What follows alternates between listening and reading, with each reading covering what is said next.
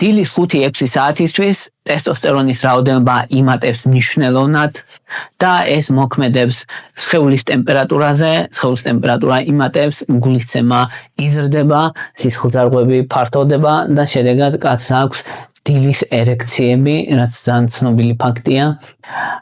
შემდეგ ტესტოსტერონის მატება ძლიერდება და 8 საათისთვის უკვე პიკზეა და იმდენად დიდია ტესტოსტერონის განსხვავება დილით და საღამოთი, რომ 40%-იანი სხვაობა შეიძლება იყოს დილის 8 საათთან შედარებით. ამიტომ არის რომ სტანდარტი ტესტოსტერონის სისხლში გაზომვის არის დილის 10 საათზე, რადგან საღამოთი ბევრად ნაკლები შეიძლება იყოს ან დღის სხვა მონაკვეთებში. შემდეგ ანუ როდესაც ტესტოსტერონი უფრო და უფრო იმატებს, კაცი გრძნობს თავს ენერგიულად, უფრო ძლიერადაც, ამიტომ არის რომ პროფესიონალი სპორტსმენები დილით ვარჯიშობენ ხოლმე, დილით ადრე ტესტოსტერონის ციკლს უხამებენ ხოლმე საკუთარ ვარჯიშს.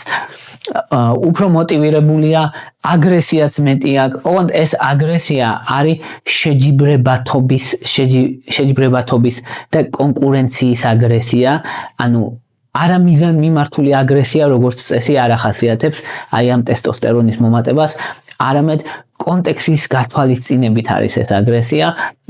მაგალითად თუ კი ბიზნესში ან სპორტში ადამიანი უფრო მეტი კონკურენციის განცდა აქვს და უნდა რომ უფრო მოტივირებული იყოს, უფრო ძლიერი იყოს და ასე შემდეგ, მაგრამ ეს არ ნიშნავს რომ დილით კაცი აგრესიული ხდება სახლში, ასე არ არის. პირიქით ეს სეროტონინი, რომელიც თავის ტვინში გამოიყოფა, თამაშობს ერთად ტესტოსტერონთან კომბინაციაში და არეგულირებს იმას, რომ კაცი არ იყოს უმიზნოდ აგრესიული, ამიტომ ეს ტესტოსტერონის მომატება, რომელიც დილით კაცს აქვს, ცუდად არ აისახება.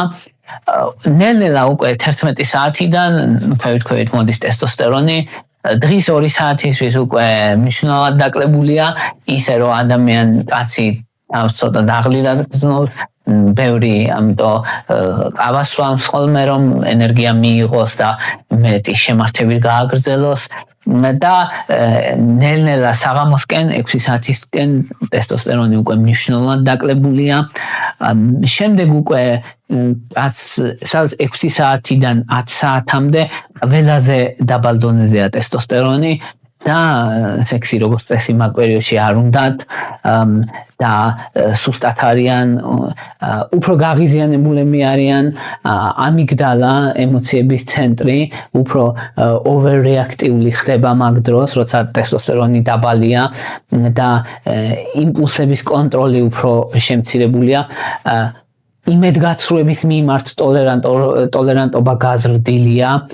იმედგაცრუების მიმართ ტოლერანტობა შემცირებულია და ამ დროს არის ხოლმე რომ საღამოს ჩხუბები კაცებს თავის ქალებთან მოკლედ, ანუ მეუღლეებთან და ასე შემდეგ შეყვარებულებთან მოძდით უმეტესად საღამოს საათებში, იმიტომ რომ ტესტოსტერონი არის დაბალი და ამას ეძახიან დაღიზიანებული კაცის სინდრომს. როგორც ქალებს აქვს პრემენსტრუალური სინდრომი, კაცებსაც გვაქვს გაღიზიანებული კაცის სინდრომი, მოკლედ, რომელიც საღამოს საათებში არის აქტიური და აი მაგ დროს შეიძლება რომ უაზროდ და უსაფუძვლოდ შარი მოსდოს მოკლედ თავის ქალებს და ეს გასათვალისწინებელია ურთიერთობების მხრივ. გარდა ამ დღიური ტესტოსტერონის ციკლისა, კაცს აქვს სეზონური ციკლი, აქვს ცხოვრებისეული ციკლი ტესტოსტერონის და აი ეს საღამოს ტესტოსტერონის მერე, რომელიც ეს 24 საათიანი ციკლი, რომელიც მთავრდება, საღამოს იკლებს ტესტოსტერონი, იკლებს და მე ძილისას ისევ იმატებს. ღრმა ძილი განაპირობებს ტესტოსტერონის მნიშვნელოვან მომატებას, ამიტომ კაცებისთვის ძალიან მნიშვნელოვანია ღრმა ძილი. ძალიან მნიშვნელოვანია რომ საკმარისად გეძინოს იმისთვის რომ ტესტოსტერონი გამოიყოს კარგად. ერთ-ერთი საკვანძო საკითხია და მნიშვნელოვანია ეს. ეხლა რა ხდება, ეს როგორია სეზონური ციკლი, როგორია ცხოვრებისეული ციკლი. ტესტოსტერონი იმატებს შემოდგომაზე, ანუ ზაფხული რომ მთავრდება შემოდგომა იწყება, ტესტოსტერონი იმატებს და ზამთარში მომატებულია ეს აძლევს კაცს იმის საშუალებას რომ შემართებული იყოს ამ თვეებში და განსაკუთრებით ზოგადად ყველა მიცის რომ მარკეტინგშიც და ზოგადად გაყიდვებში და ბიზნესში რომ ძალიან პროდუქტიულია ხოლმე ეს პერიოდი ანუ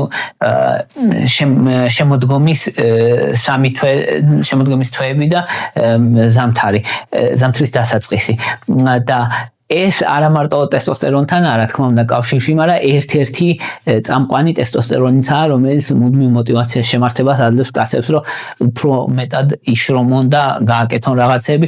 ზაფხულში ტესტოსტერონი ქვევით მოდის.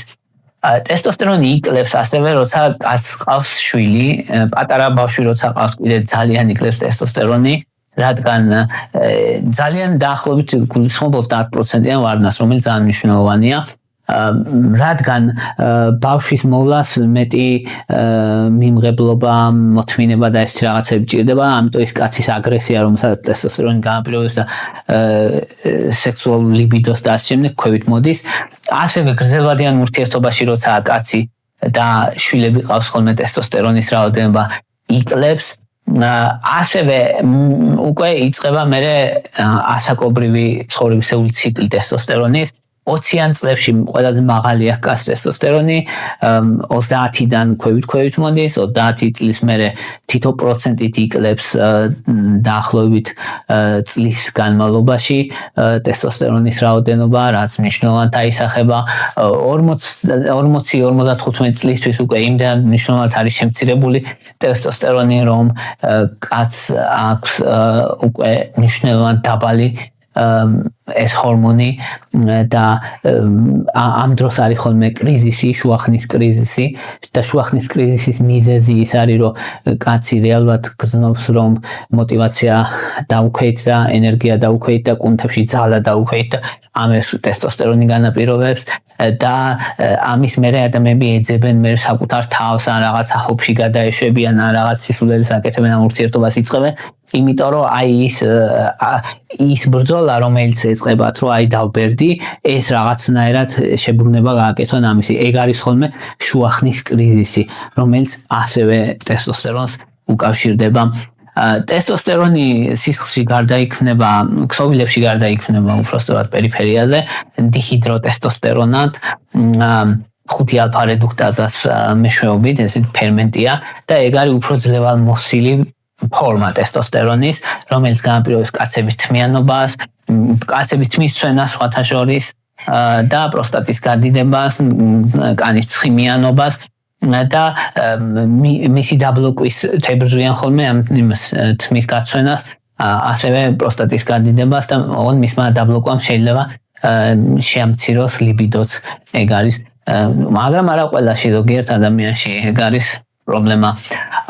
მეორეს მხრივ ალკოჰოლი დაახლოებით 20% ამცირებს ტესტოსტერონის დონეს, ამიტომ რომ ვინც ალკოჰოლს ხშირად სვავს, ერექციის პრობლემები აქვს, ხშირად ლიბიდოს პრობლემები აქვს.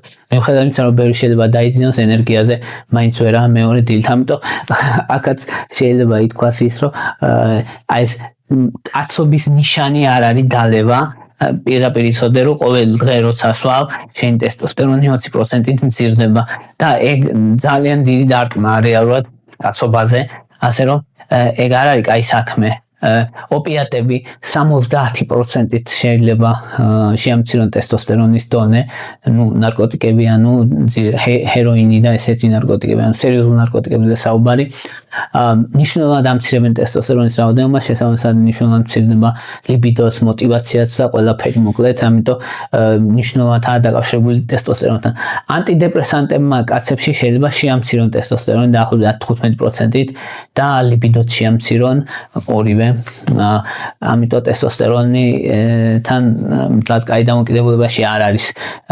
ანტიდეპრესანტები თუმცა მათაც სწორი შერჩევა ჭირდება ასე რომ ტესტოსტერონი რეალურად თავარი მოთამაშეა ჩვენ ცხოვრებაში კაცების შემთხვევაში გულისხმობ ტესტოსტერონი განაპირობებს რეალურად მოტივაციას, ძალას, ლიბიდოს, ენერგიას კაცებში, კუნთებისთვის ამნიშნულოვანი.